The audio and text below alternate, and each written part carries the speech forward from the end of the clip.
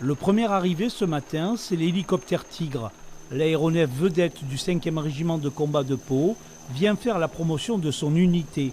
Objectif, recruter directement une trentaine de militaires. Notre but premier, c'est d'informer, d'orienter et éventuellement recruter si on a justement des potentiels candidats qui seraient intéressés pour servir la France et servir l'armée de terre au sein du régiment ici à Pau.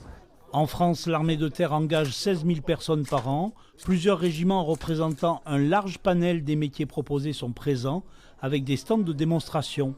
Exemple avec les chasseurs alpins venus d'Annecy. Le milieu montagneux, c'est vraiment un milieu pour s'entraîner physiquement, avoir du cardio. Et ce cardio, on va le retrouver en été, en hiver, en montagne, mais aussi dans le combat urbain. Quand on va monter 4 étages avec un sac à dos et de l'armement, nous on sait le faire parce qu'on monte 1300 mètres en ski l'hiver ou à pied avec un sac à dos à 15 kg. Donc là, on peut être projeté à tout moment, partout à travers le monde, dans le sable, dans la jungle ou en montagne.